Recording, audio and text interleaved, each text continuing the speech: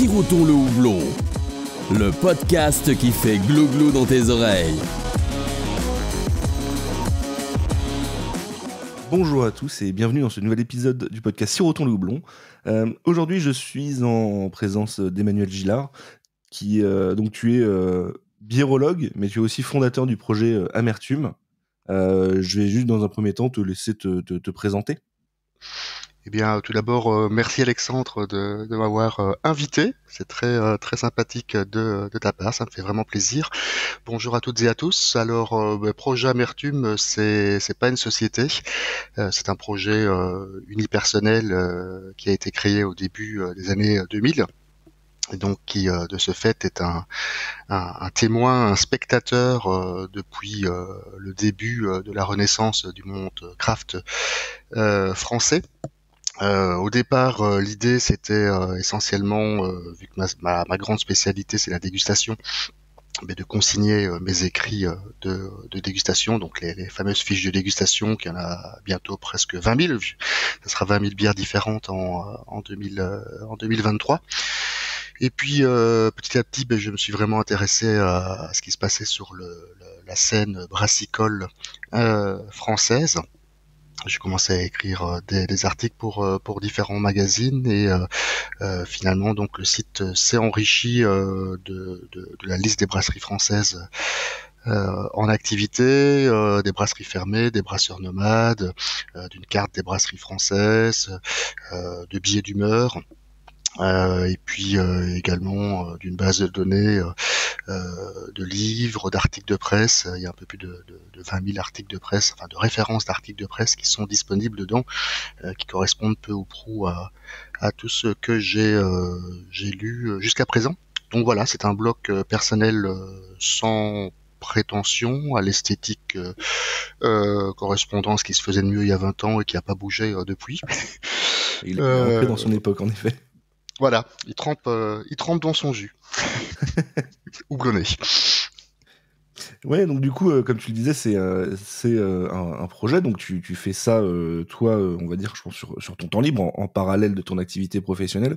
C'est, à la base, ouais, comme tu l'expliques, c'est né en gros un peu comme une sorte de bloc-notes pour te souvenir de ce que tu dégustais et garder notes consignées de ce que tu avais bu, et ça a évolué par la suite. C'est quand même devenu quelque chose d'assez, en tout cas visuellement de l'extérieur, colossal en termes de travail, de nombre de brasseries, de bières dégustées et référencées. Ça te prend combien de temps de travailler sur ce projet ?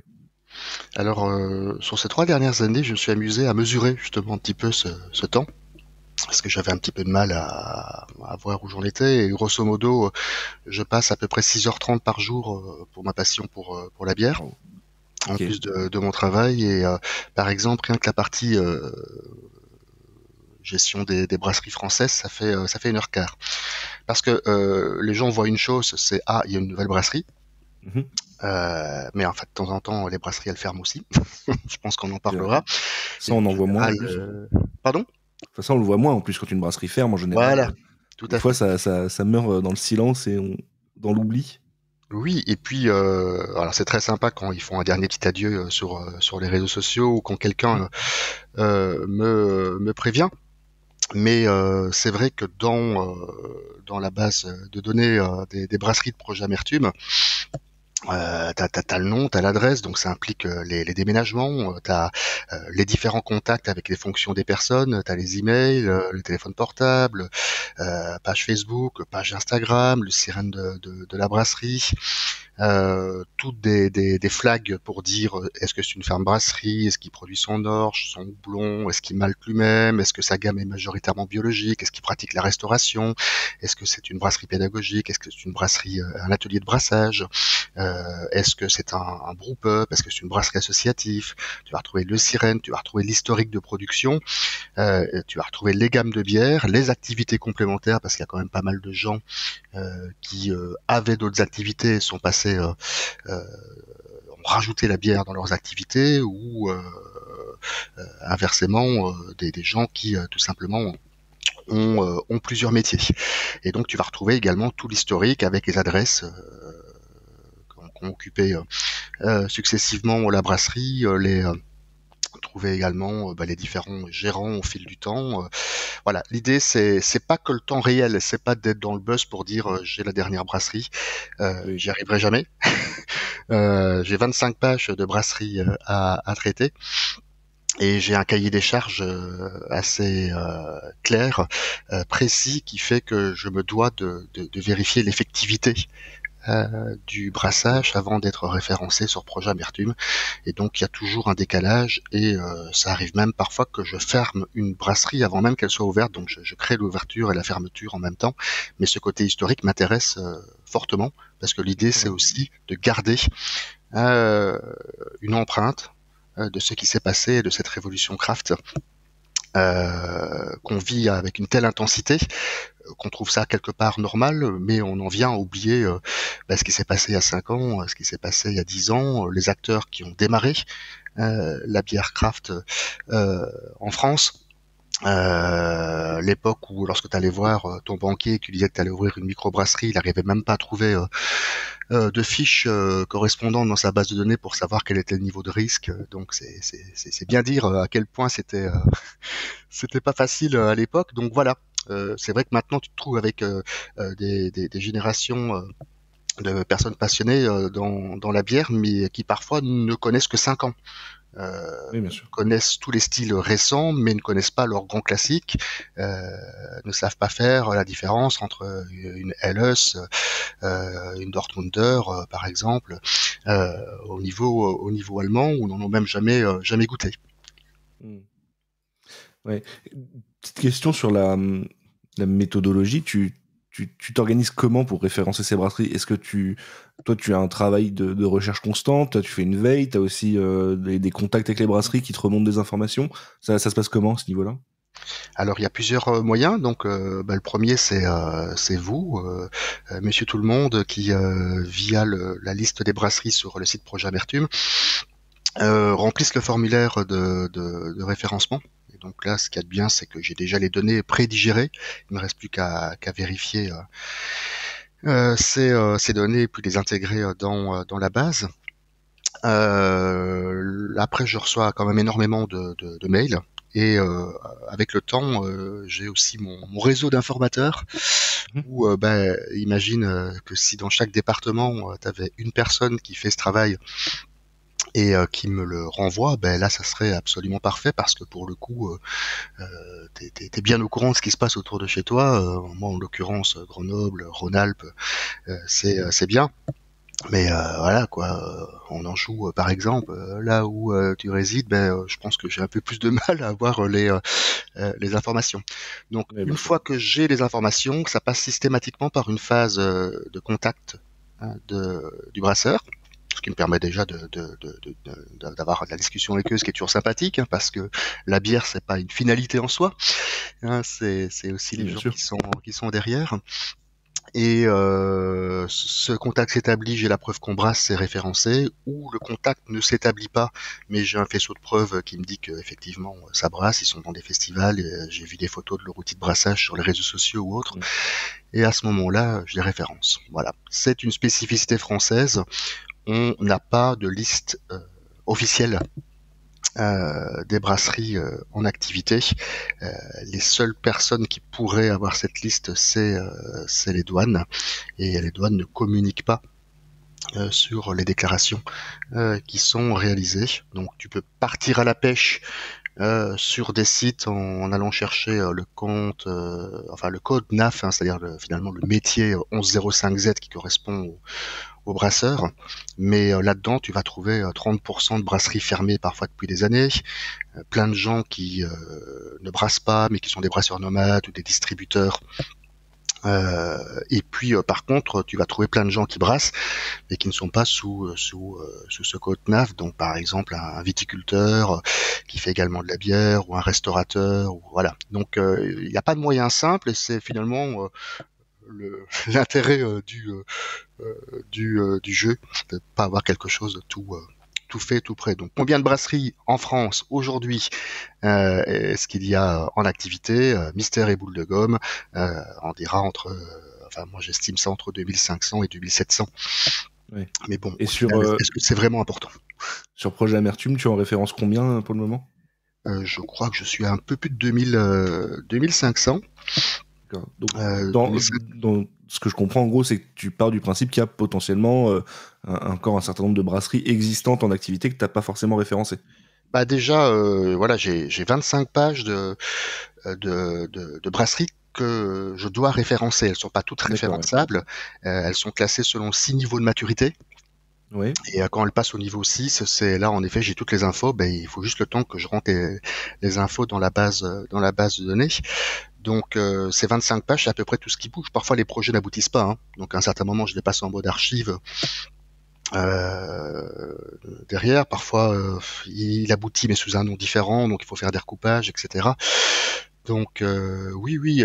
Et puis, dans celles qui sont référencées, inversement, ben, t'en as qui ne sont plus en activité et c'est pas nécessairement facile. J'utilise des moyens parfois un peu détournés, par exemple Untapped, qui me permet de faire une requête et de voir de quand datent les dernières bières dégustées pour cette brasserie.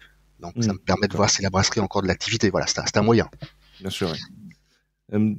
Tu disais quelque chose que je trouve assez intéressant, c'est que tu t'assures de le fait que la brasserie ait une production. Donc en fait, c'est ça qui caractérise le fait que ce soit une brasserie. Tu veux pas référencer une marque qui ferait brasser à façon ailleurs.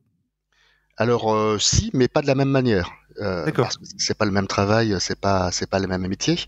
Donc en fait, les statuts dans la base de données, t'en as 4. Hein, c'est brasserie ou nomade, ouvert ou fermé.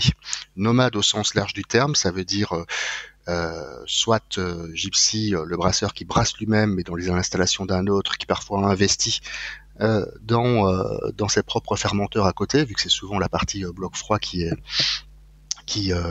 dimensionne la production d'une brasserie.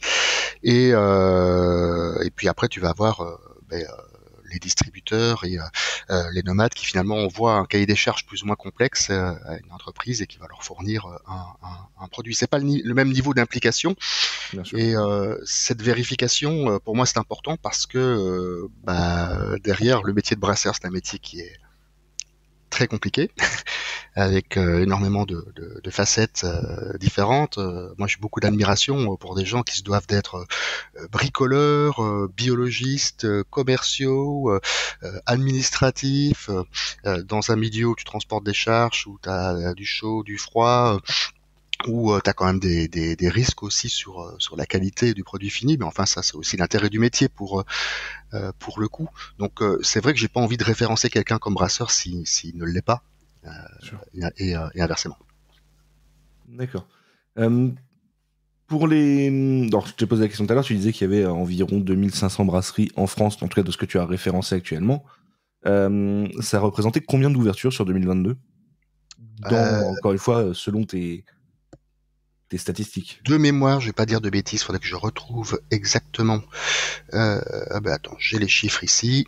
Je crois qu'on est dans les un peu plus de 260 ouvertures.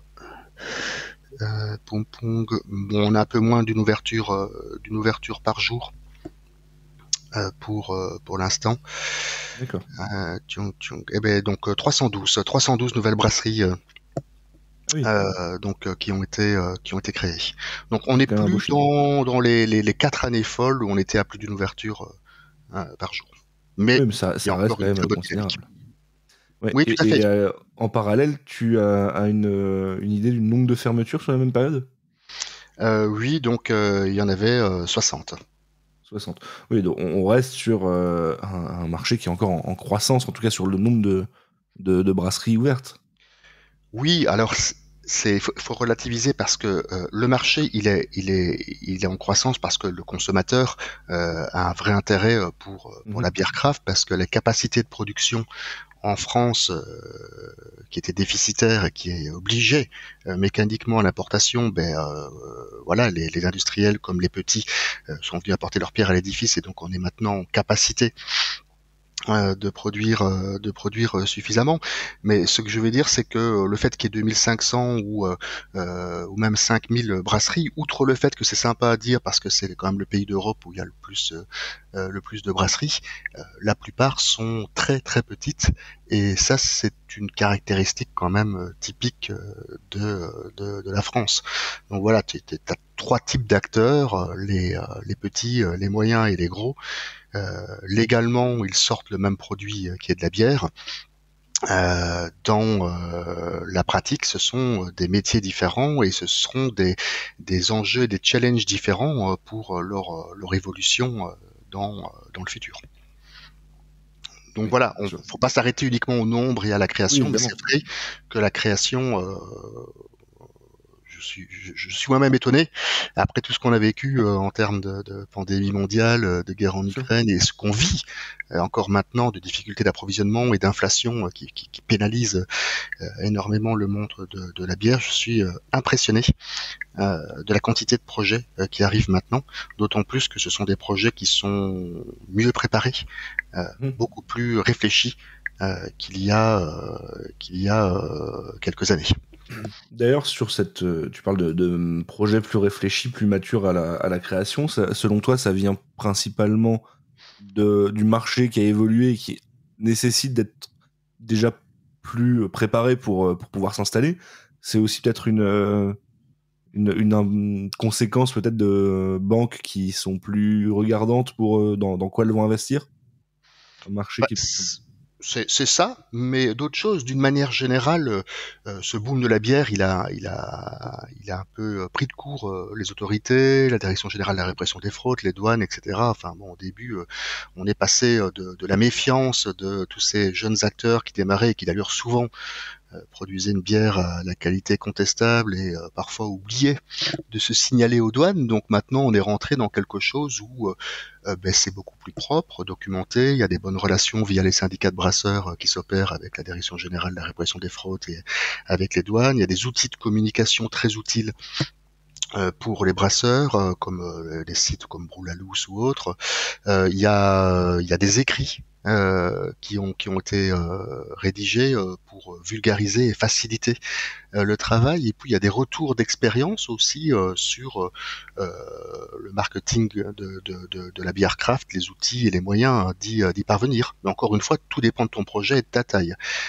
Si ton objectif c'est une entreprise, et c'est finalement ce qui marche bien pour l'instant, hein, unipersonnelle, où t'as pas envie de passer à deux, parce qu'en France, quand tu passes à deux, bah, tu changes de statut d'entreprise, et puis quelque part, bah, t'as un salaire à payer, et ce sont d'autres contraintes, et que tu pratiques la vente au maximum en direct, parce que c'est le cas. Maintenant, les brasseries sont ouvertes pour la plupart au public, alors qu'il y a quelques années, rentrer dans une brasserie, c'était pas simple parce que c'était pas nécessairement prévu pour, et on te disait que pour des raisons d'hygiène, tu ne pouvais pas y aller.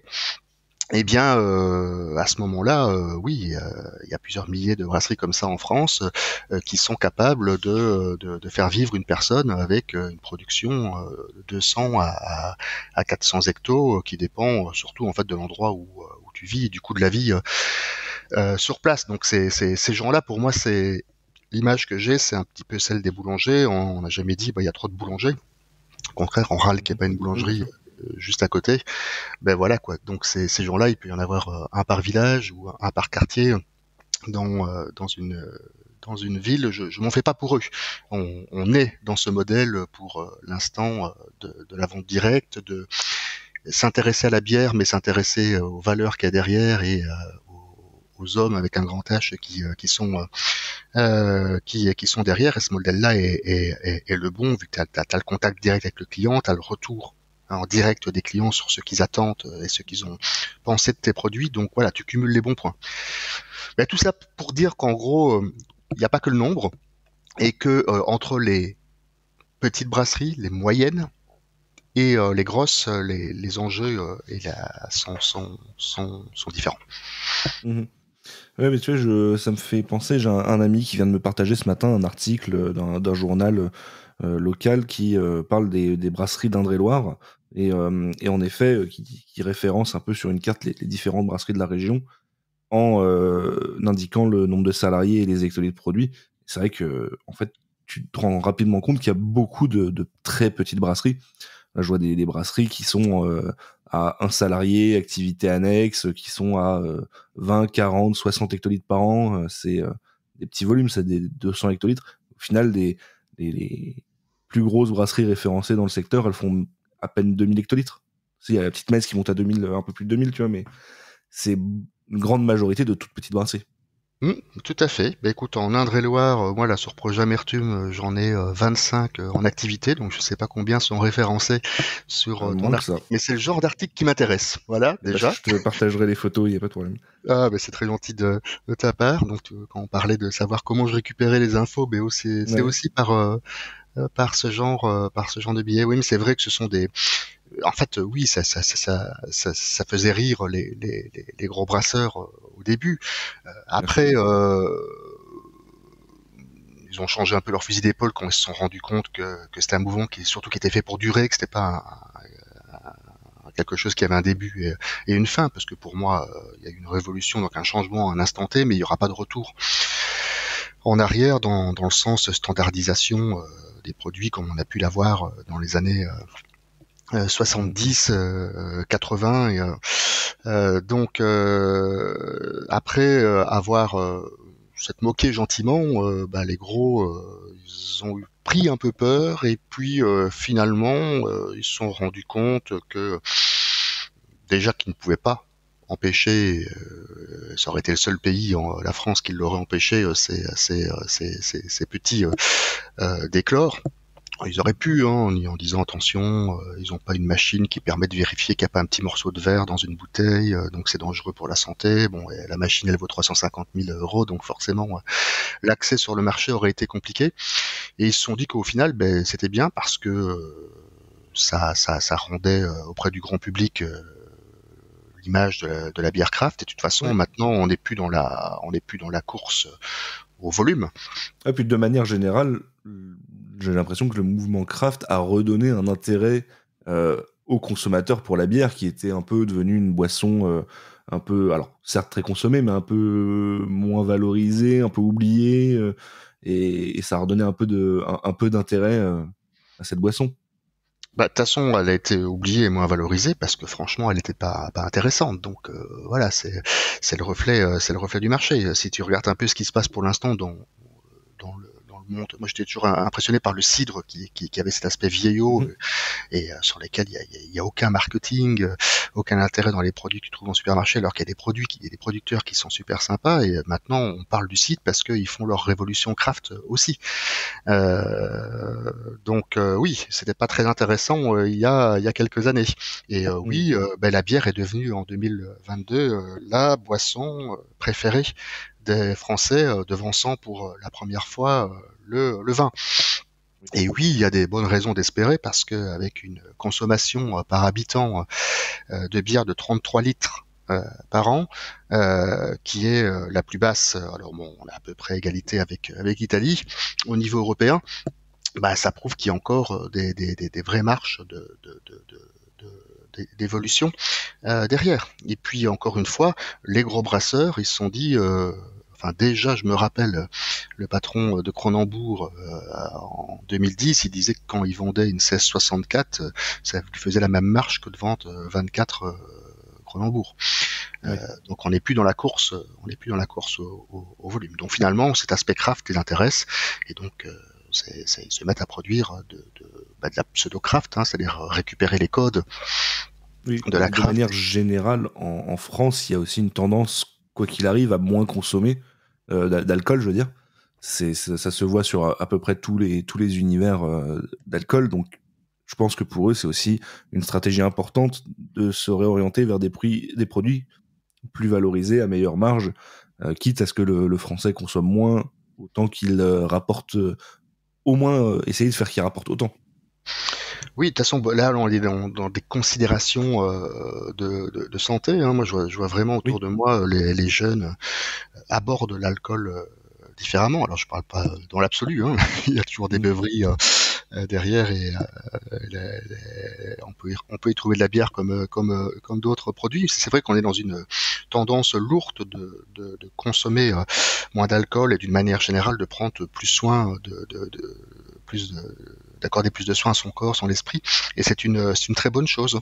Donc les industriels s'en rendent compte, c'est la création tous ces produits NOLO, donc sans alcool ou faiblement alcoolisés, qui au début c'était problématique, ne pouvaient être produits que par les gros, vu que c'était des méthodes de production, d'évaporation sous vide par exemple, ou de centrifugation, qui étaient lourdes à mettre en œuvre. Et puis maintenant, il y a ces fameuses levures maltose négatives et toutes les recherches qui aboutissent sur le sujet, qui permettent d'avoir des bières sans alcool qui sont intéressantes. Donc finalement, tu te rends compte que les bières sans alcool, ils se font des grosses marches sur ce produit. C'est un peu la poule aux œufs d'or, même si ça ne représente qu'encore que 5% du marché.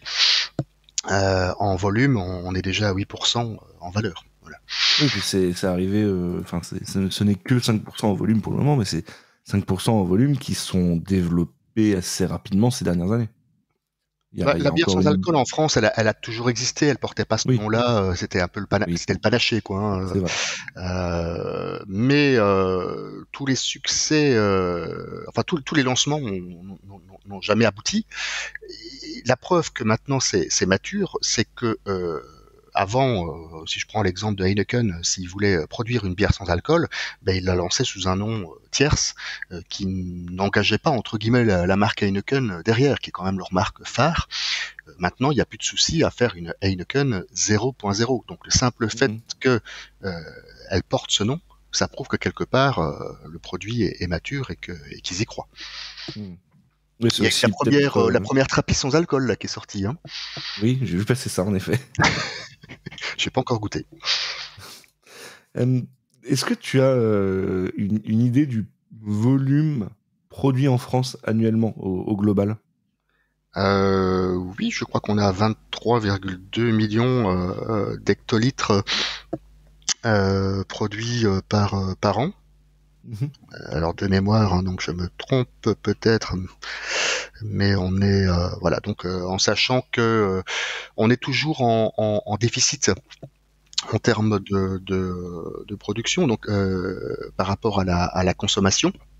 Parce que là, tu m'as bien posé la question de la production, hein. Oui. Donc de ce fait, il y a toujours nécessité, et il y aura de toute façon toujours nécessité par intérêt des consommateurs d'importer, mais là mécaniquement, on reste quand même dans une cinétique où on est obligé d'importer.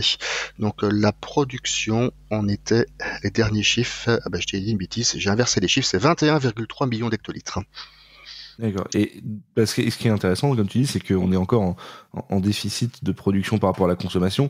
Et pourtant, on disait qu'on était le pays européen avec le plus de brasseries et aussi le pays européen qui consommait le moins de bière. Oui. Donc au final, il y a encore un peu de potentiel. Il y a du potentiel. Et le principal potentiel, c'est que le consommateur, si on ne le dégoûte pas du produit, il leur demande. Et il en redemande d'autant plus que toute la filière est enfin mise en place pour, dans chaque région de France, produire des bières, alors qu'on peut qualifier de terroir, mais en tout cas qui sont locales dans le sens où les ingrédients et le circuit de distribution du produit fini reste dans un périmètre, proviennent d'un périmètre limité. Et ça c'est quelque chose dont les Français sont très demandeurs. Donc déjà, c'est le plus important, c'est qu'il y a une vraie demande pour cela. Voilà, c'est à la limite, on peut se poser la question de se dire des brasseries dont l'objectif finalement c'est de s'adresser à un tout petit pourcentage de la population, les beer geeks, qui sont dans la recherche de l'éphémère, de la nouvelle recette permanente. On peut légitimement se demander quels avenirs elles ont. Déjà, moi je me vois mal en tant que brasseur faire ça jusqu'à ma retraite, avoir ce tel niveau d'innovation, de créativité, etc. J'ai quand même l'impression que les gens vont se lasser de cette mode des bières éphémères et qu'on va revenir vers quelque chose qui sera plus équilibré, avec des gammes qui repèrent sur lesquels les consommateurs pourront plus facilement retrouver des produits phares, mais on peut aussi se poser la question de l'intérêt de ça, même sur le plan environnemental, développement durable, vu que des consommateurs Beer Kick, pour pouvoir les atteindre, c'est directement une distribution nationale. Donc et des ingrédients qui viennent des quatre coins du monde, donc c'est sûr que c'est pas ces entreprises-là qui sont les plus vertes, et ça aussi c'est quelque chose qui est important pour les prochaines années. Oui, c'est vrai que là-dessus, il y a des gros intérêts, des grosses tendances, des grosses demandes sur de la production plus éco-friendly, en tout cas basse bateau carbone et ainsi de suite. Et c'est vrai que là, on n'en parle pas forcément énormément, mais la craft est quand même loin d'être la mieux placée là-dessus. Ah bah de toute façon, si tu veux vraiment être éco-friendly, tu bois de l'eau, hein. Oui, c'est vrai. Tu bois pas de la bière, ça c'est sûr. Ce qui n'empêche pas de prendre les devants et ne pas attendre que le législateur sévisse Enfin, moi je suis vraiment épaté parce que en France, voilà, déjà c'est autre différence, c'est que c'est le premier pays au monde en pourcentage de marques de brasserie, de marques de bière bio. Donc on en est à peu près à 13%. Une bière sur 8 produite en France a le logo bio. Je parle en référence, je parle pas en volume vendu, hein. Oui. Et ça c'est assez colossal, hein. Oui, c'est assez dingue. Je reviens sur donc on parlait des volumes produits annuellement en France. Est-ce que tu as une idée de la proportion des volumes produits par des petites brasseries? Oui, alors c'est assez compliqué parce que déjà la première chose c'est que il y a qu'une seule définition légale de quelles sont les catégories de brasserie, c'est 200 000 hectos dans le cadre d'une directive européenne où on te dit bon ben voilà, c'est les axes sur la bière, en dessous de 200 000 tu payes autant et au-dessus de 200 000 tu payes 2 fois plus. Donc 200 000, si tu prends ça pour la Belgique, il y a pas mal d'acteurs qui sont au-dessus. En France, il y en a très peu. Même des historiques connus comme Météor, ils sont à 100 000 derrière. Donc il n'y a pas de chiffre clair. Néanmoins, en recoupant et dans l'édition 2024 de la bière en France, je vais faire ce travail de calculer, parce que maintenant j'ai suffisamment d'informations sur les productions annuelles des brasseries pour le faire. Mais en gros, pour répondre à ta question, on est à peu près à 8% en volume et à peu près 12-13% en valeur. D'accord, ouais. Quand tu parles des brasseries en France qui sont, on va dire, assez grosses, en tout cas aux yeux des gens, tu parlais de Météor, mais qui n'ont pas le statut de grosses brasseries, sur ces brasseries-là, comment tu arrives à obtenir des chiffres de production? T'as des publications des brasseries, tu es en contact avec eux, c'est pas trop compliqué pour on va dire des brasseries un peu plus imposantes de collecter des chiffres? Bah, disons que les très grosses brasseries, c'est dans des articles de presse. Ouais. Météor, j'ai visité à plusieurs reprises, donc je connais l'équipe derrière, donc là il n'y a pas de souci. Puis ils l'affichent d'ailleurs sur leur site, donc il n'y a pas. Mais c'est vrai que c'est un peu compliqué d'avoir les chiffres de production. C'est un petit peu en France une chose qui m'avait épaté moi en tant que Belge quand je suis arrivé. Parler de salaire, c'est compliqué. Mais parler de production, c'est c'est compliqué, mais ça se démocratise, donc c'est quand même plus facile maintenant. Très bien. Tu vois, tu avais un peu anticipé là où je voulais en venir. On t'a donné la définition, en tout cas de la petite brasserie en France, qui est un cadre douanier en fait à la base. C'est une brasserie on donne un cadre pour autoriser aux petites brasseries d'avoir des droits d'accise réduits. Donc on parle d'une brasserie de moins de 200 000 hectos. Après il y a aussi d'autres critères. Il y a des critères d'indépendance, j'ai plus tout en tête. Alors là, oui. Alors sur le plan légal, après, tu t'arrêtes là. Tu peux avoir la brasserie artisanale, Oui. mais ça préjuge pas directement de sa taille, vu qu'en fait, ça veut dire qu'elle est inscrite au registre des artisans. Donc il y a eu plusieurs problèmes avec la DGCCRF, c'est-à-dire de brasseries qui s'appelaient artisanales et qui dans leur tête l'étaient parce que c'était vraiment des nano ou des micro-brasseries, mais qui derrière ne pouvaient pas utiliser ce titre. Oui, Donc, il y a une considération légale pour utiliser le titre d'artisan. Il faut avoir un minimum d'années d'expérience et être inscrit à la Chambre des artisans. Il y a un truc dans ce genre-là, non? C'est ça, oui. Alors après, tu peux aussi avoir une reconnaissance par la durée.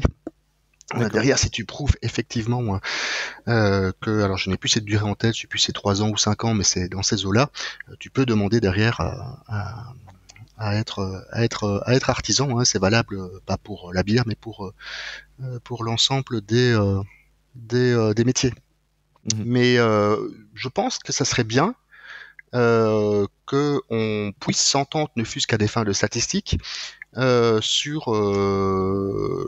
ce que c'est qu'une petite, une moyenne et une grosse brasserie. Donc on parle de la même chose. D'ailleurs, c'est quelque chose que moi je souhaiterais potentiellement évoquer dans un épisode prochain. Je pense que le sujet est assez complexe, mais est-ce que toi tu as déjà tu t'es fait une définition de ce que c'était la craft? Ou est-ce que tu l'associes justement à ce statut de petite brasserie? Alors, ma définition de la craft de mémoire derrière, ça repose en fait sur 5 piliers. Le premier pilier, c'est l'artisanat, mais pas dans le sens artisan, mais dans le sens où on continue à utiliser des méthodes artisanales et non pas quelque chose qui est entièrement automatisé, même si l'humain reste nécessaire. C'est le deuxième pilier, c'est le volume de production, donc qui doit être faible, mais ce qu'on appelle faible pour la France n'est pas du tout la même chose que pour les États-Unis ou ailleurs. Donc on voit de nouveau la relativité de tout ça. La brasserie doit véhiculer certaines valeurs qu'on doit retrouver, que sont soit des valeurs d'engagement environnementaux, d'innovation, de curiosité, de créativité. Le quatrième pilier, c'est l'indépendance. Alors tout est relatif, quand on dit qu'une brasserie est indépendante, elle a quand même la plupart du temps un prêt, donc elle est dépendante de son banquier. Mais ce qu'on veut dire par là, c'est que elle est indépendante de brasseries ou d'intérêts plus gros qui pourraient se cacher derrière. Mais ce statut d'indépendance, il n'est pas un peu compliqué à définir justement? Ou est-ce qu'on parle uniquement d'indépendance vis-à-vis peut-être d'un grand groupe brassicole? Parce que on a dans les micro-brasseries, brasseries vraiment reconnues craft par le public, on a quand même des brasseries qui appartiennent à des distributeurs ou ce genre de choses, qui sont aussi des groupes impliqués dans le milieu brassicole, sans pour autant être des producteurs. Est-ce que on peut considérer ces brasseries comme indépendantes au statut au regard de ce statut de brasserie craft? Ben tu vois, c'est bien ça tout le flou qu'il y a. Je suis tout à fait d'accord avec toi, Alexandre. Même ce critère d'indépendance n'est pas un critère clairement défini. Jusqu'où on va. Et puis même lorsque des brasseries se regroupent partiellement ou totalement, comme on a pu le voir avec Fabulous French Brasseur, donc c'était Brit Brasserie de Bretagne, et puis la Griette Brasserie Artisanale du Sud. Entre temps il y a eu Vézelay, il y a eu la Brasserie Dauphiné, etc. Est-ce qu'elles sont encore indépendantes? Ou lorsque tu as deux anciens acteurs du Nord que sont Duic, donc à Jeanlin, et Troismont à Saint-Sylvestre-Capelle, qui crée un groupe qui s'appelle The Beers Family en juin 2019, dans le but de mettre en commun leurs forces commerciales et une partie de leurs forces logistiques.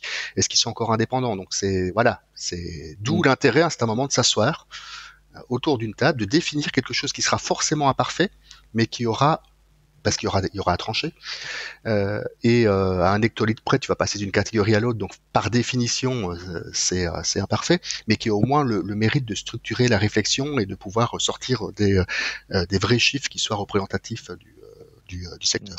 Et il n'y a pas à attendre grand-chose des autorités sur le sujet. Peut-être que c'est le travail des syndicats de brasseurs, des biérologues, des écrivains sur la bière de faire cela. Et du coup, je t'ai un peu coupé dans ton élan. On parlait des critères d'une brasserie craft, et après l'indépendance. Ah oui, on en était resté à 4. On en avait fait 3 pour le moment. Ah bah écoute, alors je me suis loupé parce que moi j'avais la notion d'artisanal la première, c'est-à-dire dans le sens artisanal par rapport au sens industriel automatisé. Le deuxième c'était les faibles volumes de production. Le troisième c'était développer certaines valeurs, hein, l'innovation, curiosité, créativité, le fait de mettre en valeur les humains qui sont dans la société plutôt que la société elle-même. Voilà, ça c'est des exemples. Le quatrième, c'est l'indépendance, c'est celui dont on est parti en discussion. Et puis le cinquième, pour moi, c'est alors il est plus discutable celui-là, mais c'est cette notion de terroir, de racine, mais qui est plus large que le produit en lui-même. C'est-à-dire comment est-ce qu'une entreprise s'intègre dans son tissu social. À son échelle locale, comment elle participe aux filières amont et aval, comment est-ce qu'elle est-ce qu'elles achètent de l'orge locale qui passe par une malterie régionale, est-ce que ils achètent du houblon local, etc. Donc c'est aussi un critère, même si pour certains on peut être absolument craft sans revendiquer et sans avoir de lien avec le terroir. Donc voilà les 5 piliers. Mais c'est vrai que en gros, l'idée c'est quand même de valoriser plus les individus que leur société. Et donc si on prend ces 5 critères, une définition d'une bière craft, et encore une fois une définition d'une bière craft parce qu'il n'y en a pas, et là aussi ça serait bien de pouvoir le faire, ça serait une bière artisanale produite en quantité limitée par des producteurs indépendants, à la fois innovants, curieux, créatifs et qui cherchent à mettre en valeur leur terroir. Très bien. Et je pense que il y a un vrai sujet assez complexe, cette définition de la bière craft, et qui est, mine de rien, assez dépendante de chacun et de chaque consommateur. Je pense qu'en effet, tu poses la question à un beer geek qui te fera pas du tout la même réponse que à un consommateur lambda pour qui la craft était encore un peu nébuleuse. Mais c'est ça l'intérêt, c'est que maintenant, finalement, les beer geeks, quelque part, ils voient ça dans leur bulle, sous un prisme particulier, mais c'est pas eux qui vont faire les volumes qui sont nécessaires dans le futur pour que la craft continue à évoluer. Donc, le public qu'il faut toucher maintenant, c'est le grand public. Et toucher le grand public, ça va fort. Enfin, ceux qui ont voulu aller vers les petites brasseries, maintenant, il n'y a plus un endroit en France où tu as une microbrasserie à plus de 30 km de chez toi. Donc, s'ils veulent le faire, c'est bon. Maintenant, ce qu'il faut, c'est aller chercher les gens qui ne viendront pas naturellement vers la bière, et ça passe forcément vers les grandes et les moyennes surfaces.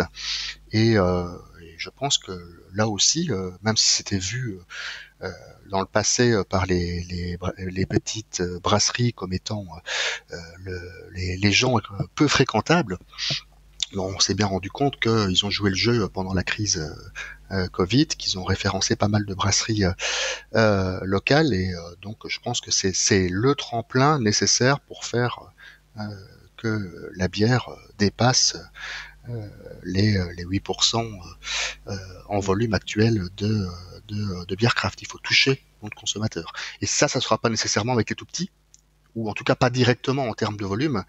Ça se fera par les gros qui vont travailler sur le craft washing et faire de la pseudo craft industrielle, mais c'est surtout et c'est le secteur qui bouge le plus pour l'instant, les brasseries de taille moyenne, qui ont cette capacité d'être suffisamment proches encore du monde craft parce qu'elles sont pour la plupart récentes, qui sont suffisamment jeunes, qui ont suffisamment de flexibilité dans l'outil de production, mais qui sont finalement capables de faire, on va dire, de la entre guillemets vraie craft, mais à un prix très compétitif. Donc c'est parce qu'il y a ça aussi quand même. C'est que si tu veux toucher beaucoup de personnes, tu ne peux pas continuer avec des cannes à 6 euros ou 8 euros derrière. Oui, bien sûr. Et puis c'est tant mieux. Parce que pour moi, la bière, c'est avant tout une boisson populaire. Et ça doit le rester. Ça me gêne pas du tout qu'il y ait des bières chères, très chères. C'est pas ça. Et d'ailleurs, là, je tiens à le dire, j'ai absolument rien contre les beer kicks et je m'en considère comme en faisant partie. De toute façon, il n'y a pas qu'un type de beer kick non plus. J'avais même eu un bouquin, je me rappelle, américain sur le sujet où il définissait les 17 types de beer kick qu'il y avait. C'était assez amusant parce que je retrouvais les personnes autour de moi et assez facilement, je pouvais les ranger dans une autre catégorie. Mais voilà, là où ça va bouger beaucoup, où il va y avoir beaucoup de concurrence, ça va être dans le segment des brasseries de taille moyenne, entre les acteurs historiques qui ont survécu, entre ceux qui ont démarré à 20 ans au début de la révolution craft et qui ont passé le cap, on va dire, des 10 000 hectos, et donc je pense à des brasseries du Mont Blanc, par exemple, et puis les petits nouveaux qui sont des industriels adossés à des financiers, à des distributeurs, des gens qui se sont lancés dans la bière parce que c'est quelque chose sur lequel il y a des retours sur investissement, donc on est dans un mode start-up avec des objectifs très clairs, très chiffrés. Et ça, c'est tout neuf. Et des projets comme ça, il en pleut. Il y en a beaucoup dans les tuyaux. Et on part avec des brasseries, je pense à Brick House ou à Nepo ou à Beaune plus récemment avec brasserie de France, où derrière ils ont des projets à du 50 000, 100 000 hectos dès le départ. Oui. Et tu parlais de ces brasseries, justement, on va dire moyennes, brasseries intermédiaires, comme étant des brasseries capables de produire des bières typées craft à des prix plus raisonnables. On le voit, toi tu cites Brickhouse qui en effet là commence à rentrer en grande distribution et propose des canettes de 44 centilitres dans les 3 euros, quelque chose qu'on a du mal à trouver ailleurs, et en restant sur des styles très typés craft, on est sur de la double IPA, de la New England, ce genre de choses. Tu penses que c'est vraiment une spécificité de ces brasseries-là, ou est-ce que ça pourrait aussi être faisable par une plus petite brasserie? Je vais prendre un exemple, mais si on met à part la volonté juste de produire des bières plus valorisées et bières à destination de beer geek, et une brasserie par exemple comme Popin qui fait 3000 hectos à peu près à l'année serait capable de produire une gamme plus accessible, tout en restant sur son matériel actuel, où ça demande vraiment des investissements différents? Déjà, ça demanderait des investissements si tu veux faire plus de volume, ça c'est c'est sûr. Après, Popin, il est sur un marché de niche avec une signature finalement bien particulière, et quelque part il est un peu pris au piège de sa signature, c'est-à-dire qu'en gros, quand les gens prennent du Popin, ils attendent du Popin. Oui. Donc, si tu veux shifter vers autre chose, tu vas devoir le faire petit à petit. Oui, mais c'est vrai qu'il y a des brasseries comme ça qui s'enferment. Et encore, je trouve que tu as une brasserie comme Popin, alors certes, est enfermé avec sa signature, comme tu le dis, il n'est pas enfermé dans la pire des pièces, parce que il est sur les produits qui fonctionnent auprès des beer geeks, et je pense qu'il n'aura pas trop de mal à les vendre, pour le moment, en tout cas, sur son échelle de production. J'en parlais il n'y a pas si longtemps que ça avec David de la brasserie Iron. Lui, il est aussi enfermé dans une bulle, mais qui est encore complètement différente, et lui, il en est au point où il me disait: je suis incapable quasiment de vendre une IPA ou une IPA parce que les gens n'attendent pas ça de moi. Ce qui est dingue, parce que c'est quand même les styles les plus à la mode, les plus demandés, et il est tellement enfermé dans une bulle par sa clientèle qu'il n'arrive pas à en sortir. Oui, mais pour en sortir, tu le fais pas du jour au lendemain. Je pense que c'est un plan que tu mets en place. J'ai discuté avec pas mal de brasseurs en disant, toi tu ne fais que du houblon. Est-ce que tu réfléchis? Est-ce que tu seras encore là dans 5 ans? C'est une bonne question. Mais tu peux le faire en lançant des bières barriquées, en lançant des bières permanentes, uniquement disponibles en fût pour t'intéresser, parce que souvent ces brasseries, elles sont distribuées au niveau national. Tu parles de la débauche à Angoulême, pendant 5 ans, il a pas vendu une bière à Angoulême, quoi.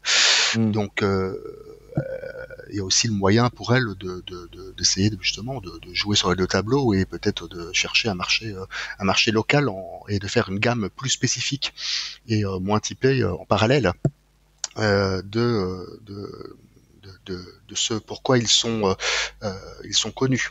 Et d'ailleurs, j'encourage les brasseurs à avoir une bière dont ils soient fiers et qui soit abordable par tout un chacun et qui soit à un prix raisonnable. Voilà. Donc voilà, l'exemple typique d'un brasseur qui fait des choses incroyables, c'est David Desmar de la brasserie du Haut-Bouêche.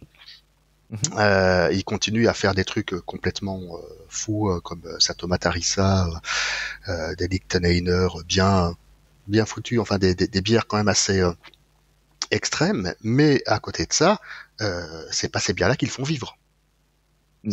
Il a quelques, non, mais bien sûr, mais c'est pas évident. Ils vendent une bière, la Pamela, et elle fait 80% de son chiffre d'affaires. Alors, je cite un chiffre comme ça, je sais pas si c'est vraiment 80%, mais en gros, c'est cette bière-là qui le fait vivre.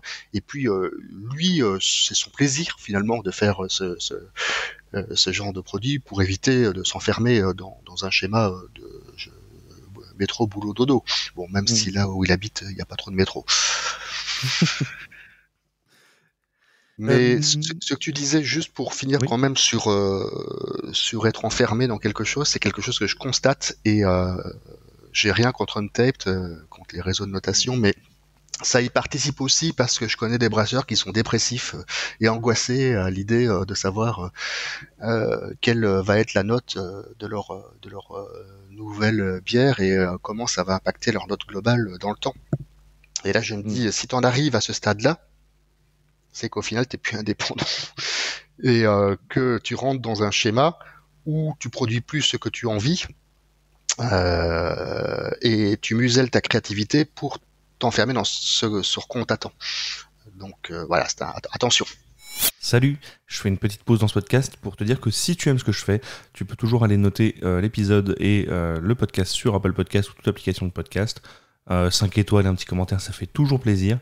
Et si vraiment t'aimes beaucoup et que tu veux nous soutenir, on est sur Patreon, patreon.com/siroton le houblon. Tu peux faire des dons avec plusieurs paliers et pour certains paliers des contreparties, mug, t-shirt, sweat, voilà. Et sinon, on est aussi maintenant sur Utip, donc Utip Siroton le houblon. Merci pour l'écoute et à bientôt. Je vais revenir, on dézoome un peu, je vais revenir sur le sujet un peu plus global, où je voulais vraiment aborder avec toi le marché de la bière française et quel est son statut en 2023. C'est vrai que on entend souvent, alors sur les différents sites, blogs, podcasts, en fin d'année, début d'année, on a tendance à vouloir parler un peu des tendances à venir. Moi, je voulais aborder ça sous un autre angle, mais plutôt voir le marché global de la bière, plutôt que de dire qu'est-ce qui va marcher en 2023, c'est est-ce que déjà le marché, dans quel état il est qu'il est en bonne santé. Et avant d'en arriver là, je voulais qu'on évoque un peu d'autres marchés de la craft, notamment comment la craft est née et comment elle est arrivée en France. On connaît tous l'histoire de la craft qui est née aux États-Unis via la révolution du homebrewing et ce genre de choses. Est-ce que la craft est arrivée en France un peu par la même voie ou c'est plus par on va dire une sorte de mimétisme de ce qui s'est fait ailleurs? Bah oui, c'est un copier-coller de ce qui s'est fait aux États-Unis, mais avec une échelle de production qui est bien moindre. Un petit aux États-Unis, il est énorme pour la France. Après, ça a été une question d'hommes, de pionniers qui ont démarré. On prend l'exemple connu de Daniel Thirier. D'ailleurs est un des parrains du prochain Lyon Beer Festival et dont la thématique est justement le retour aux sources. Bon, il faut quand même s'imaginer que c'était quelqu'un qui a fait Sciences Po Paris et qui claque tout pour s'installer dans un petit village, Esquelbec, et lancer une bière, sa première bière qui s'appelait l'Esquelbec Blonde et qui en fait était la première bière vraiment houblonnée de France. Et pourtant c'était vendu blonde, quoi, parce que de toute façon il pouvait pas l'appeler autrement, il l'aurait appelé Opipellel à l'époque, que mais les gens se seraient demandé c'était quoi cette dénomination. Donc ce sont des gens comme ça finalement qui se sont installés dans la durée, et qui ont créé ces bases. Mais oui, même maintenant, si tu veux savoir ce qui va se passer en France, tu dois pas regarder uniquement le marché français, tu dois obligatoirement regarder ce qui se passe à l'extérieur. Par exemple, la tendance Beyond Beer, qui est de dire nous, brasseurs, on travaille la bière qui est un produit fermenté. Donc on a ce matériel, on a cette maîtrise, donc on est capable de produire d'autres types de produits fermentés pour diversifier le segment, toucher d'autres types de consommateurs, en particulier avec des produits moins alcoolisés ou des produits plus naturels. Je pense au kombucha ou autre. Mais ça, c'est par exemple aussi quelque chose qui vient des États-Unis et qu'on récupère et qu'on voit concrètement comme une tendance actuelle.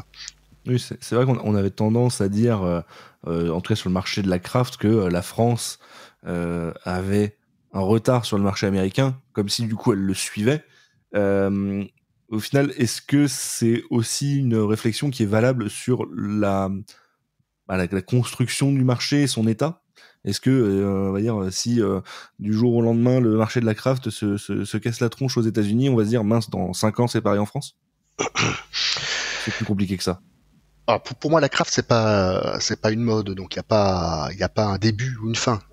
Par contre, c'est comme dans tout, on peut plus avoir des chiffres exponentiels de création d'entreprise et de dynamisme dans la durée. À un certain moment, il y aura bien un tassement qui va s'opérer, des regroupements, des achats, des fusions. Donc je pense pas que la craft se casse la gueule derrière. C'est pas une mode. À la limite, ça serait une succession continue de modes. Les IPA, les bières acides, les bières barriquées, qui reflètent le caractère innovant et créatif du mouvement. La bière craft, elle n'a pas vocation à devenir universelle non plus pour autant. Il y aura toujours des gens qui vont boire de la bière industrielle. Néanmoins, les valeurs, les codes spécifiques de la bière craft, maintenant, ils sont connus et on risque pas grand-chose parce que on assiste à la même chose dans tous les produits de bouche. Et donc, quelque part, ça s'inscrit dans une tendance bien plus grosse que cela. Un des gros risques, c'est le prix. C'est-à-dire qu'à un certain moment, tu lasses le consommateur et tu arrives dans une fourchette de prix qui fait qu'il n'a plus envie de s'acheter ce genre de bière. Je veux dire, si tu mets plus cher, il faut derrière que le jeu en vale la chandelle. Il faut que monsieur tout le monde s'y retrouve et se dise oui, en effet, cette bière-là, je me suis pris une claque quand je l'ai bu, elle est 1 euro plus chère. Mais ok, c'est un bon investissement. Oui, est-ce qu'il y a aussi même si on vise un public ultra bière geek qui jusqu'à maintenant en tout cas est vraisemblablement pas trop freiné par le prix et qui continue à s'acheter ces canettes à 6-8 euros, est-ce qu'il n'y a pas un moment où quand on voit le marché, en tout cas sur la bière houblonnée actuelle, qui pas dire se standardise, mais pas loin, quoi. Il y a vraiment une tendance qui est très globale. Est-ce qu'on va pas plutôt lasser le consommateur, même le consommateur le plus geek, avec tu le parlais un peu plus en début d'épisode, avec ces éphémères, toujours avoir de la nouveauté, mais au final des nouveautés qui se ressemblent. Ça va peut-être finir par uniformiser ça et se dire on boit la Neipat chez Popin, on boit la Neipat chez la Débauche, on boit la Neipat je ne sais pas qui, mais on arrête de sortir 45 Neipas par an parce que c'est ce qu'on nous demande. Oui, on va plus loin que ça, et là le tarif même pour cette clientèle-là risque de rentrer en compte au bout d'un moment. De toute façon, je pense que c'est un public qui est excessivement versatile. Et puis, je sais pas si tu vois, il y a des brasseries dont on parlait énormément il y a 2-3 ans et dont on parle plus maintenant. Oui. On t'oublie très rapidement, donc c'est vrai. voilà. Encore une fois, ces brasseries, en termes de volume, c'est peanuts. Mais on y attache beaucoup d'importance parce qu'en là, ces retours de houblon, les gens qui vont écouter ça, c'est justement pas Monsieur Tout le Monde. Next step, la prochaine étape, c'est vraiment de toucher justement le plus grand nombre et d'arriver à une bière craft accessible par le plus grand nombre. Mais ce qui n'empêchera pas derrière que tu auras toujours des produits très chialés, très typés, avec des coûts de production derrière. Et un packaging qui revendiqueront des prix plus importants. Bien sûr. Et alors, est-ce que je sais pas si c'est une impression que j'ai ou si ça s'est vraiment fait comme ça, j'ai quand même le sentiment que c'est ces brasseries craft qui ont apporté une tendance qui s'est ensuite propagée. Dans le sens où j'ai la vague impression que on parlait pas d'IPA avant d'avoir bon, alors tu vois, tu parlais de Thirier qui était un des pionniers sur la craft en France et qui est venu vraiment apporter du houblon dans sa bière. Ça s'est développé au fur et à mesure, mais c'est vraiment arrivé à chaque fois de petites microbrasseries avant de remonter à des brasseries un peu plus intermédiaires et au final de voir des grands groupes industriels qui maintenant ont tous leur IPA. Alors pas forcément sur leur marque propre, on va pas voir une Heineken IPA, par contre dans tous les bars sous contrat Heineken maintenant on va avoir de la Lagunitas.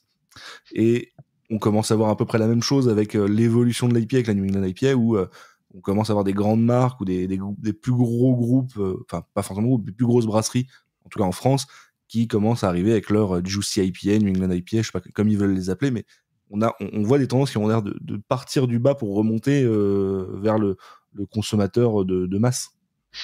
Moi, je dirais plutôt qu'elles partent du milieu. C'est-à-dire que des brasseries, si l'IPA est le style que j'ai envie de dire maintenant plus de 50% des Français connaissent, et de toute façon je pense qu'ils n'en connaissent pas beaucoup plus que celui-là, donc ça c'est un autre sujet, mais il y a un effort d'éducation à faire important du consommateur aussi si on veut l'accompagner pour aller plus loin, qu'il ne soit pas perdu face au rayon bière. C'est pas les petits qui ont lancé l'IPA en France, c'est Brewdog avec sa Punk IPA qui avait les volumes et qui l'a popularisé par les grandes et moyennes surfaces. Mmh.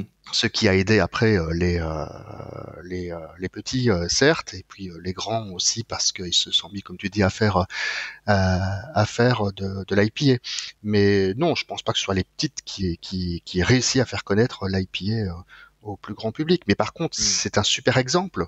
Ça prouve que tu peux toucher le grand public avec un style comme IPA, et t'aurais sorti ça à des brasseurs il y a encore 10 ans et ils se seraient moqués. Et encore maintenant, il y a des gens qui se disent que tout ça est un effet de mode. Les bières fortement houblonnées. En tout cas, toujours est-il qu'on se rend compte que si c'est une mode, elle est bien longue et elle reboucle, vu qu'on est capable d'avoir de nouveau de la créativité continue avec sans arrêt des nouveaux styles comme les Cold IPA, No Coast IPA et autres, mais aussi la volonté de revenir à des choses plus basiques, Old School IPA, West Coast IPA. Retour aux sources derrière, donc la preuve que c'est pas une mode, c'est qu'on reste dans le houblonné, mais avec un retour aux sources au sein même de cela. Donc ouais, je pense pas que ça va, que la partie du segment des bières fortement houblonnées va lasser. Peut-être les extrêmes vont lasser. C'est sûr qu'avoir un houblonnage à 50 grammes par litre, c'est pas, voilà, c'est pas. Non, mais c'est pas une critique, hein, je veux dire, mais. Non, mais c'est vrai que c'est plus quelque chose qu'on voit comme pour l'exploit, on va dire, plus que pour la vraie consommation derrière. Tu vas vendre une fois une canette parce que t'as marqué dessus, elle fait 50 grammes par litre de dry hopping. C'est pas quelque chose que tu vas mettre en gamme permanente et sur laquelle tu vas faire des milliers d'hectos. C'est un bon moyen de te faire connaître. C'est vrai. Mais aussi de t'enfermer dans un schéma où on t'attend parce que la fois suivante, ça sera 60 grammes par litre. Si tu veux continuer, donc tu vois qu'à un certain moment il y a un début et une fin derrière, donc c'est sûr que c'est pas évident de continuer dans cette optique dans la durée. Mais ouais, je sais pas. Je vais essayer de faire une sorte de petit résumé de ce qu'on a fait jusque-là pour avancer dans la discussion. En grosso modo, on dit que les brasseries et les micro-brasseries ont encore un peu le vent en poupe en France. On a quand même alors une accélération qui est moindre, mais on a toujours beaucoup d'ouverture. On voit que beaucoup de brasseries arrivent avec une maturité qui n'est plus la même qu'il y a quelques années. Alors aussi bien sur des formats de moyenne brasserie, comme je disais, on a vu des ouvertures comme Brickhouse, Nepo et ainsi de suite, mais même sur les petites brasseries, on voit que les brasseries se lancent tout de suite avec quelque chose de bien plus ficelé. On n'en est plus à l'époque où tu as une brasserie qui se lance avec des étiquettes vraiment très lambda, un peu artisanales, dans le sens un peu fait main, pas très travaillé. Tout le monde arrive directement avec quelque chose de chiadé, un beau marketing, ainsi de suite. Est-ce que même ces petites brasseries-là qui arrivent avec les codes de la craft ont un avenir sur quelque chose de plus grand? Elles seraient aptes à évoluer, à aller chercher plus de volume, ou est-ce que on reste dans des brasseries, comme tu le dis, qui vont peut-être s'enfermer dans un style, dans un schéma? Ouais, déjà dans les petites brasseries, celles qui s'enferment dans un schéma et qui sont celles dont on parle tout le temps, c'est une minorité. Oui. La plupart des petits brasseurs dont je parle sont des gens qui continuent à faire de la bière blonde, ambrée, brune. Parfois, en plus de la couleur, ils mentionnent le style derrière, ce qui a l'air sympa, hein, de dire voilà, c'est une bière blonde, et puis en dessous tu mets Pale Ale, English Pale Ale ou autre. Tu touches à la fois deux types de public et tu pousses le consommateur vers le haut. Mais ces gens-là, ils existent et continueront à exister dans le futur, et c'est eux qui font les principaux volumes de la bière craft. Si tu regardes, je sais pas moi, près de chez moi, une brasserie comme La Furieuse, ouais, ils te font des NAIPA, ce genre de choses, mais c'est pas ça qui fait leur volume, mais c'est essentiellement leur blonde, leur blanche, qui font les volumes derrière. Et en effet, tu vois, moi ça me fait penser, je réagis un peu à chaud, mais on évoquait plus de 300 ouvertures référencées sur Projet Amertume sur 2022. Là, comme ça, moi à chaud, je sais pas si je pourrais t'en citer plus de 5 ou 6, parce que forcément, je dois avoir en tête les plus médiatisés dans la sphère beer geek. Et pourtant, en effet, comme tu dis, elles ne représentent pas ce qui se fait dans la majorité. Voilà, c'est exactement ça. Bah écoute, c'est simple, hein, tu vas sur Projet Amertume, dans le bandeau du bas à droite, t'as la mise à jour, et là tu vas voir à chaque mise à jour les ouvertures, les fermetures, les déménagements, les nouveaux brasseurs nomades, etc. Et tu feras l'exercice de voir parmi cette liste, et tu verras que en fait, oui, plus de 9 sur 10 sont des brasseries dont tu n'as jamais entendu parler, et d'où l'intérêt. Moi, je bouge beaucoup en France pour aller dans un maximum de régions et rencontrer finalement ces brasseries. Après, je reçois pas mal aussi de bières par la poste, donc je suis assez copain avec mon facteur qui au début râlait un peu parce qu'il devait se représenter à chaque fois parce que j'étais jamais là, et puis maintenant il signe lui-même les bons, s'il voit que c'est pas cassé, il me les met là où il faut, et tout le monde est content, et puis de temps en temps je lui offre une bonne bière et ça se passe bien. Mais c'est vrai que tout ça pour dire qu'il y a que je reçois aussi des bières directement de brasserie pour leur faire des retours derrière sur des produits annoncés ou des produits qui ont des problématiques, ou aussi tout simplement sur du positionnement par rapport à l'image qu'ils ont dans le cadre d'un lancement d'une gamme permanente. Est-ce que ce produit a sa place ou pas, voilà. Mais justement pas ceux qui me contactent, c'est pas les brasseries spécialisées dans les beer geeks. De toute façon, leurs produits, je peux les trouver finalement en allant dans les boutiques spécialisées. C'est des brasseries de taille intermédiaire qui font des produits de bonne qualité, et qui, par exemple, je prends un exemple, la brasserie, je pense que celui-là tu le connais, la brasserie du Comté, qui avait été médiatisée parce que la brasserie avait disparu lors des inondations, des coulées de boue il y a quelques années. Ils ont brassé du coup en gypsy, vu qu'ils avaient plus de petite production, chez trois brasseurs essentiellement de la région, et là ils ont leur nouvel outil de production, et donc l'idée derrière, ils en ont profité pour changer de taille, ils reprennent leurs recettes d'avant, et derrière l'idée c'est de voir ce qui a bougé tout simplement dans le temps par rapport à ce changement d'échelle. Tu vas avoir des rendements différents, tu vas avoir voilà quoi, c'est. Et tu vois, en parallèle, j'étais en train de regarder justement sur ton site les mises à jour. Et en effet, il y en a beaucoup dont j'ai pas entendu parler. Je vais même plutôt dire, il n'y en a pas beaucoup dont j'ai entendu parler. Et c'est dingue de voir le nombre d'ouvertures. Enfin, regarder la liste comme ça et te dire que tu fais quoi? Tu fais une mise à jour? Non, c'est pas forcément régulier. Je vois que t'en as fait plusieurs sur 2022. Tous les 2-3 mois. Tous les 2-3 mois, ouais. Ouais, ça dépend du temps de libre. Mais d'ailleurs, sur la prochaine, pour la première fois, j'aurai un nombre de fermetures qui sera à peine plus bas que le nombre d'ouvertures, un ratio ouverture-fermeture d'1,5, 1,5 à peu près. Et là, c'est vrai que c'est la partie inflation qui, pour l'instant, est parfois un peu la goutte d'eau aussi qui fait que les gens en ont marre. Ouais. Et c'est marrant, tu me fais une transition toute trouvée sur les sujets que je voulais aborder ensuite. Et je voulais d'abord, dans un premier temps, parler de ce qu'on a vécu pendant quelques années, il n'y a pas si longtemps que ça, c'est le Covid. Et comment les brasseries ont vécu le Covid. Parce que j'ai, moi, de mon sentiment, l'impression que il y a eu pas mal de mise en avant, en tout cas, du consommer local, mais forcément avec des échelles moindres, puisque on était confinés chez nous, on buvait des bouteilles, il n'y avait plus de distribution dans les bars en fût. J'ai l'impression que c'est une période qui a mis pas mal de cavistes en avant, et des cavistes qui, en post-Covid, maintenant, ont l'air de beaucoup souffrir. Je sais pas si le marché a forcément bien vécu cette passade. Normalement, non. En même temps, c'était une crise, donc. Mais écoute, de toute façon, dans une crise, dans une guerre, il y a toujours des gagnants et des perdants. Des perdants, évidemment. Donc, ça dépendait aussi de ton outil de production, parce que si tu ne faisais que de la bouteille, du fût, pardon, t'étais un peu mal barre, parce que là, il n'y avait plus personne pour te l'acheter. Donc ceux qui avaient la flexibilité en termes d'encanneuse, de chaîne d'embouteillage, etc., avaient beaucoup plus de chance. Mais ce que tu dis est vrai. Déjà le Covid-19, la bonne nouvelle entre guillemets, c'est que ça touchait tout le monde de la même manière avec les mêmes règles. Voilà. Petit, moyen, gros. On était sur une même base, ce qui n'est pas le cas de l'inflation pour l'instant. Et on a la chance dans le marché craft qu'il est très jeune, les acteurs sont jeunes, ils maîtrisent bien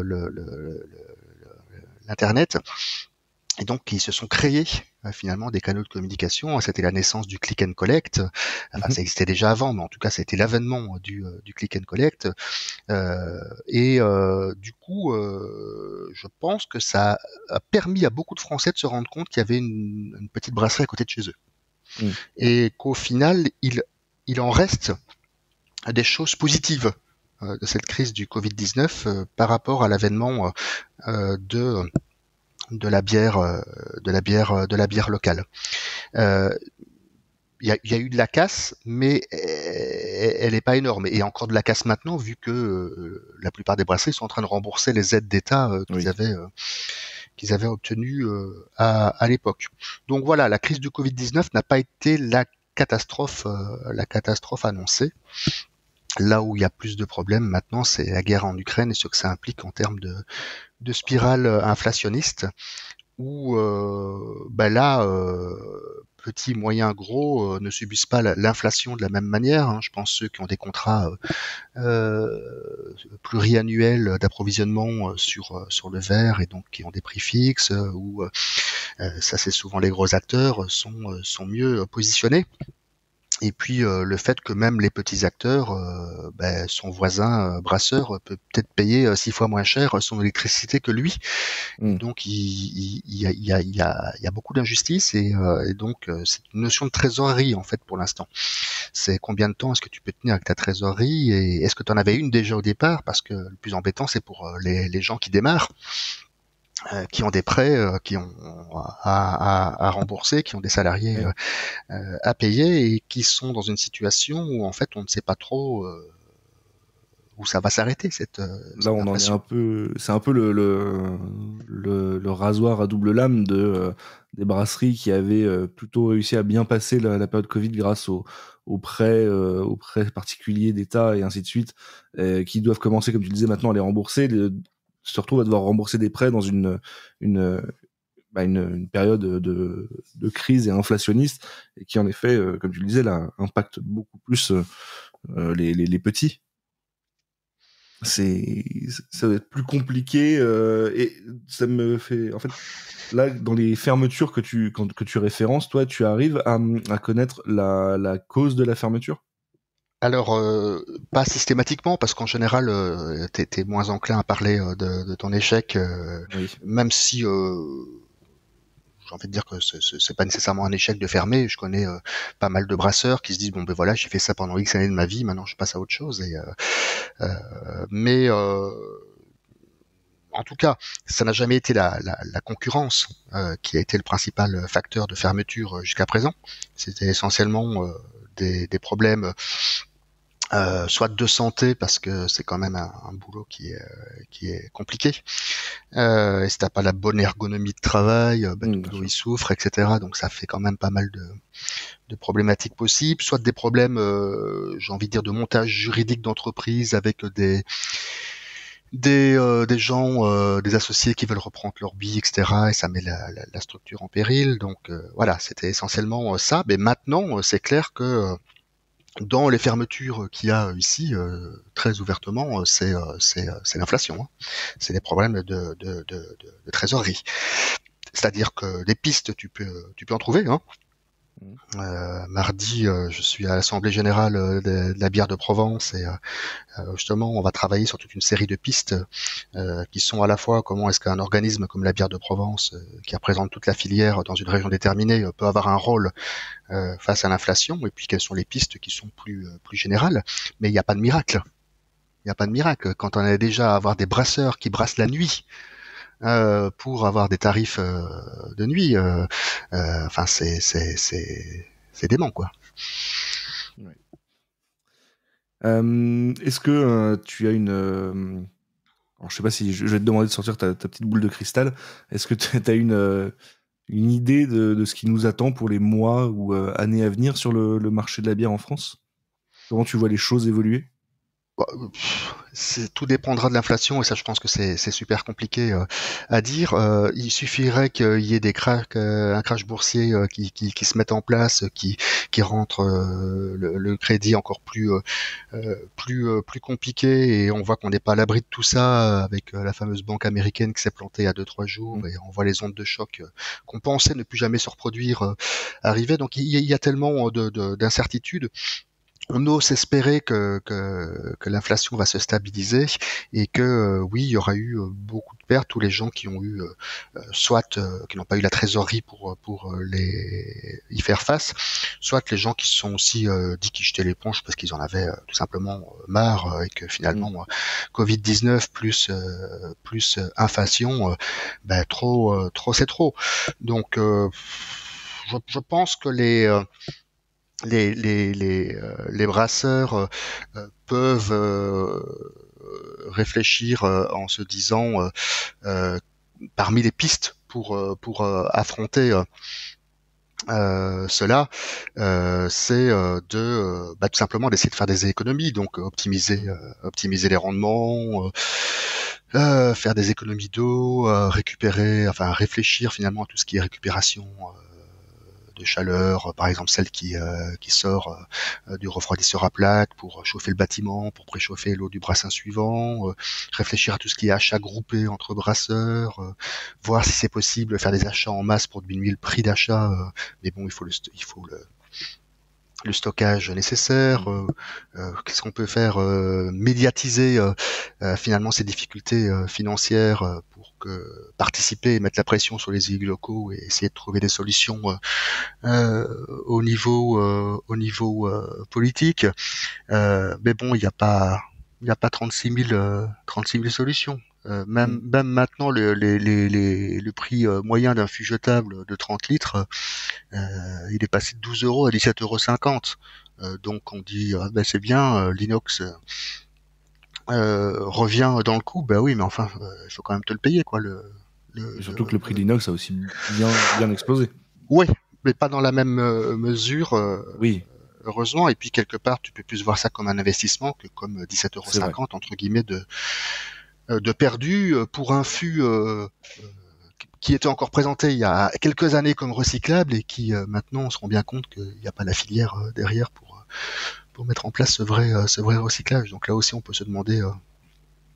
Oui, c'est vrai que moi je le vois de plus en plus dans les brasseries avec lesquelles je peux échanger. Il y a une vraie volonté d'aller développer l'inox. Alors c'est pas quelque chose qui se fait du jour au lendemain, donc j'imagine que c'était déjà dans les petits papiers avant que tout explose en termes de tarifs, mais l'inox demande quand même un investissement qui est outre le parc de fûts. Il faut avoir une enfuteuse, une laveuse de fûts, il faut le personnel pour gérer ça. Il y a quand même toute presque une restructuration à faire. Il faut du stockage parce que bon, il faut stocker ton parc de fûts. Donc T'as deux possibilités, hein. Soit tu le fais petit à petit et donc il y a une cohabitation entre les différents types de fûts derrière. Si jamais, je sais pas moi, est-ce que tu as la facilité avec laquelle tu dois récupérer ton fût consigné, si c'est pour envoyer ça à l'autre bout de la France, peut-être que tu partiras avec du Kikek ou autre. En tout cas, il faut le faire d'une manière progressive, mais il y a aussi d'autres possibilités qui sont de faire la location de fûts inox. L'avantage derrière, c'est que tu n'as pas à gérer la sanitation de tes fûts. Oui. Tu récupères des fûts prêts au remplissage derrière et tu t'occupes même pas de la récupération des fûts derrière. Donc, bon, ça c'est un modèle économique, il faut voir ce qu'il y a. Après, en effet, une laveuse des fûts c'est cher, mais est-ce que t'as pas intérêt là pour le coup à mutualiser ce genre d'achat entre brasseurs? Quand tu réfléchis bien, tu te dis regarde le nombre d'unités de production qui est en France et regarde le pourcentage du temps durant lequel elle fonctionne. C'est peanuts. Donc en termes là aussi de comment dire aberration écologique, on est en plein dedans. Donc ce qui dimensionne une brasserie, c'est le bloc chaud, c'est le bloc froid, donc c'est les fermenteurs. Donc voilà, je pense qu'il y aura aussi de plus en plus de brasseries dans le futur qui vont mutualiser leur bloc chaud et avoir leur propre fermenteurs derrière et qui vont définir des calendriers de brassage pour se partager l'outil. Et là, pour le coup, des collectifs brassicoles derrière ont vraiment des rôles importants. Ouais. Très bien. C'est l'occasion de réfléchir à ça en période d'inflation, de réfléchir à tous les leviers que tu peux avoir et tu as des leviers que tu actionnes seul, mais tu as des leviers qui nécessitent de passer à une échelle nationale, et là c'est le SNBI, Brasseurs de France, et puis des leviers qui passent par des échelons intermédiaires, et donc je pense vraiment que les collectifs brassicoles régionaux dans le futur vont avoir un avenir et vont permettre des mutualisations de moyens et pour l'ensemble de la filière. Si je reprends l'exemple de la bière de Provence, ils ont pas mal de néo-blonniers, ils ont 2 sociétés de location de fûts, ils ont 3 membres qui sont des gens qui sont dans la consigne de bouteilles.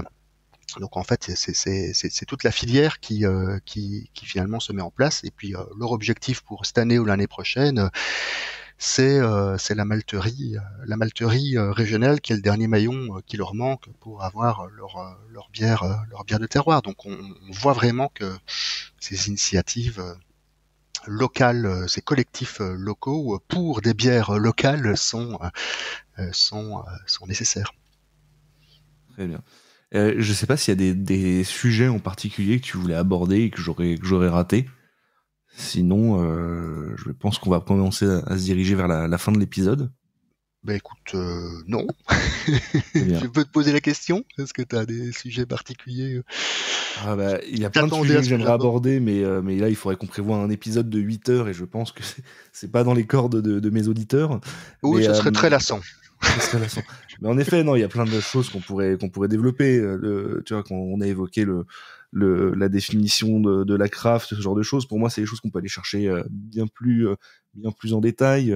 T'avais évoqué Untapped et ce que ça apportait, ou en bien ou en mal au milieu. Je pense que c'est pareil, il y a plein de choses à évoquer là-dessus, mais on va essayer de faire un épisode relativement concis et on reste sur un sujet assez assez vaste mine de rien. Donc non, maintenant, ouais, si jamais toi dans la thématique, il y avait pas d'autres choses que tu souhaitais aborder, j'avais peut-être quelques autres questions.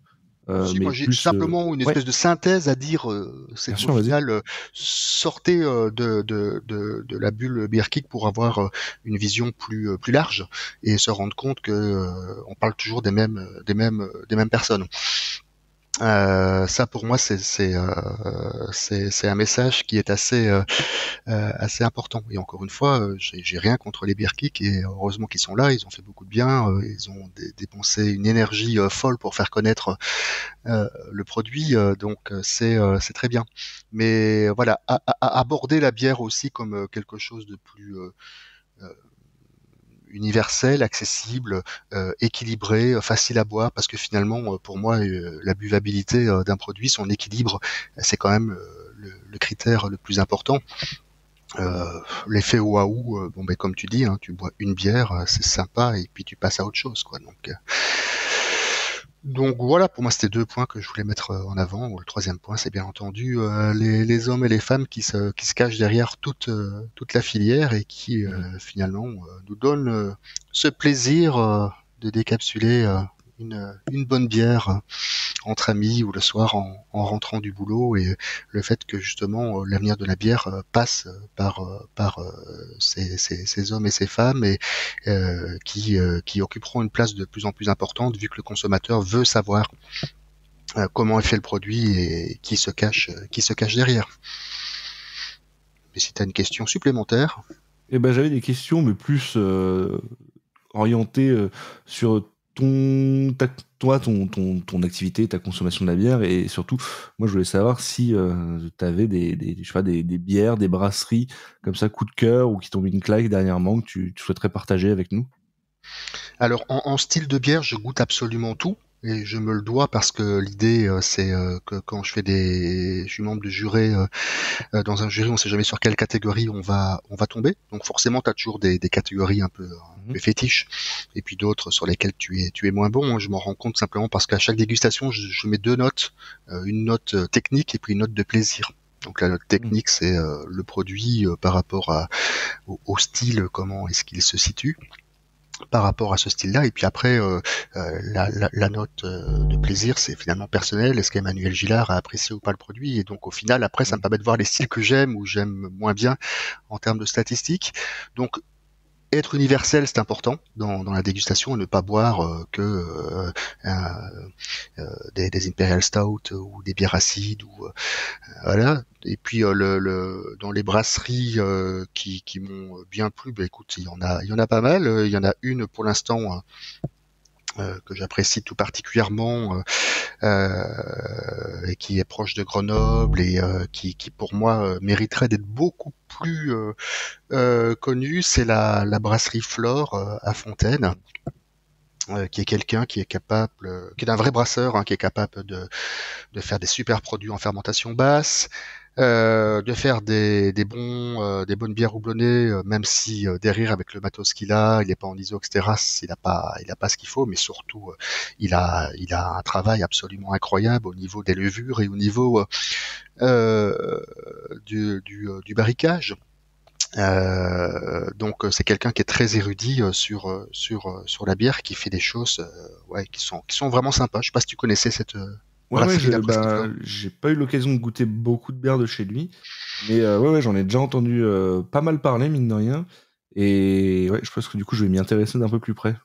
Écoute, ça serait bien qu'il y ait un distributeur qui s'intéresse à commercialiser les produits de ce garçon. Ouais. Parce que je sais que c'est pour bien connaître Olivier, c'est pas nécessairement facile. Tu vas me dire, il a choisi la difficulté aussi. Quand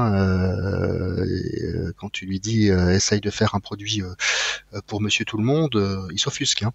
Ben non, moi je fais des produits qui me plaisent, et je dis ouais, mais t'as besoin de vivre aussi, donc voilà. Donc c'est un exemple d'une brasserie qui m'a sur 2022 a sorti des trucs qui étaient vraiment très très sympathiques, en particulier pour ces fermentations mixtes. Ok. Eh bien, je je vais me pencher un peu là-dessus, parce que c'est vrai que ça fait un petit moment que j'en entends parler. De mémoire, j'avais goûté, si je dis pas de bêtises, alors je sais plus, je l'avais croisé, enfin j'avais vu son stand sur un salon, mais je sais plus lequel, j'avais goûté une bière, mais c'est vrai que c'était dilué au milieu de beaucoup de dégustations. Faudrait que je me penche un peu plus dessus. Bah écoute, il sera pour la deuxième année de suite au Lyon Beer Festival pour ce. Et bah c'est donc là que je l'avais croisé l'année dernière, certainement. Ah ben certainement. Très bien. Et autre question que j'avais qui va clôturer cet épisode, c'est pour tous les auditeurs qui veulent en savoir plus sur ton activité, ce que tu fais, où est-ce qu'on peut te suivre et suivre tout ce que tu fais pour le milieu brassicole? Dans différents magazines pour lesquels j'écris, le plus connu étant Bière Magazine. Dans le prochain numéro, ce sera un article qui va travailler sur la définition légale de la bière. Donc on va repartir du décret bière et essayer de voir en quoi est-ce qu'il est inadapté au contexte actuel, et la preuve en est, c'est que la Direction générale de la répression des fraudes multiplie la documentation pour essayer de cadrer tout ça et faire en sorte qu'il y ait un cadre qui soit un peu plus structuré. Mais néanmoins, il y a encore beaucoup de choses qui restent floues. Le deuxième, c'est le site Projet Amertume, donc sur un moteur de recherche, projet.amertume.free.fr. Le troisième, c'est la page Facebook. C'est là que j'annonce finalement la sortie d'un billet d'humeur, la mise à jour de la carte des brasseries françaises, les mises à jour en termes d'ouverture, fermeture, la mise à jour de la base documentaire sur le site. Donc voilà un petit peu les trois moyens. Et puis après, je dirais l'e-book la bière en France, donc qui est une parution annuelle, qui est un gros document. Un PDF de 1800 pages que tu peux charger donc dans la rubrique e-book du site Projet Amertume, et qui s'intéresse au XXIe siècle, quoi, tout ce qui s'est passé depuis le 1er janvier 2000 jusqu'à maintenant. Alors on s'intéresse aussi à ce qu'il y a avant, mais l'idée c'est que ce document s'enrichisse dans le temps et finalement on garde trace de ce qui était tendance il y a 10 ans d'ici, et qu'on apporte aussi un regard ultérieur en se disant tiens, finalement ça s'est produit, ça s'est pas produit, on s'y attendait pas.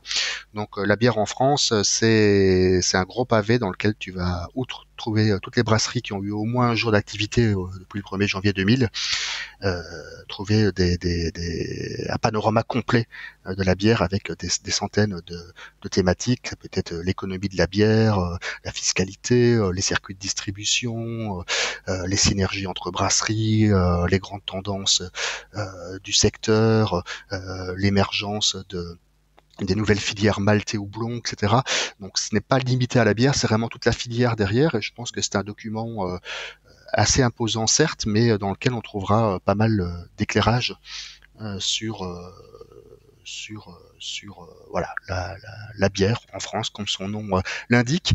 Et le prix de cet ouvrage est libre, et toutes les sommes que je récolte sont reversées au Resto du Cœur.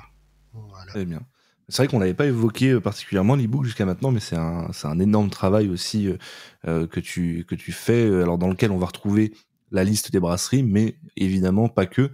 Et tu as toute cette partie, je disais, où tu consignes pas mal de choses sur l'histoire de la bière en France, sur l'évolution du marché récemment, sur tout ce que tu évoquais maintenant. On est sur... c'est vraiment un document ultra intéressant. Il y a à peu près 250 pages vraiment sur la partie filière brassicole française. Et puis tu vas trouver une deuxième grosse partie qui est en effet toutes les brasseries françaises ouvertes, fermées, nomades ou pas.